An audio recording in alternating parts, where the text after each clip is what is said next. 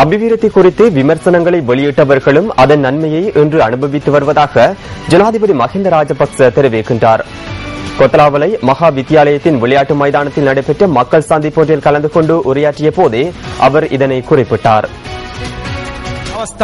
கொழும்பு வெளிச்சுற்றுவட்ட அதிவேக வீதியான கொட்டாவ கடுவல வீதியின் முதலாம் கட்டம் நேற்று ஜனாதிபதி தலைமையில் திறந்து வைக்கப்பட்ட பின்னர் இந்த மக்கள் சந்திப்பு இடம்பெற்றுள்ளது.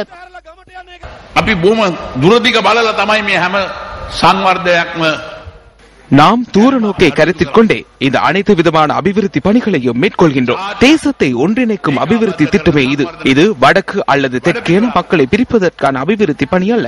எங்களிடம் பிரதேசவாதம் கிடையாது. துறைமுகம் ஒன்று நிர்மாணிக்கப்பட்டால் அதற்கு கப்பல்கள் வருவதில்லையா? கப்பல்கள் அவர்களுக்கு தெரிவதில்லை. விமான நிலையம் ஒன்றை நிர்மாணித்தால் அதில் விமானங்கள் தரையிறக்கப்படுவதில்லையா? இத்தகைய கருத்துக்களையே தெரிவிக்கின்றனர். இவற்றினால் பெறப்படுகின்ற நன்மைகள் குறித்து நீங்கள் நன்கு அறிவீர்கள். கட்டுநாயக்க கொழும்பு அதிவேக வீதியால் பெறப்படுகின்ற நன்மைகள் குறித்து நீங்கள் அறிவீர்கள்.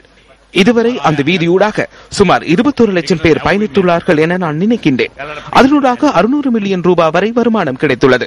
தெற்கு அதிவேக வீதியில் சுமார் 90 மில்லியன் வாகனங்கள் பயணித்துள்ளன. ஆகையால் இந்த நாட்டு மக்களுக்கான அபிவிருத்தி பணிகளை இடைநடுவில் நிறுத்துவதற்கு நாம் தயாரில்லை.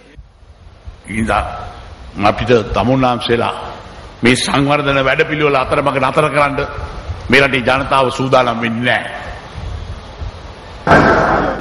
இதேவேளை புதிதாக நிர்மாணிக்கப்பட்ட கங்கொடவில சந்தை மற்றும் விழா மண்டபம் ஆகியவற்றை ஜனாதிபதி மஹிந்த ராஜபக்ஷ இன்று முற்பகல் திறந்து வைத்தார்.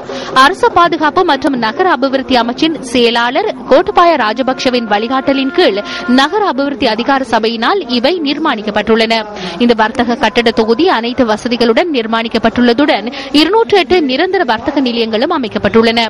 இதற்காக 132 மில்லியன் ரூபாய் நிதி செலவிடப்பட்டுள்ளது.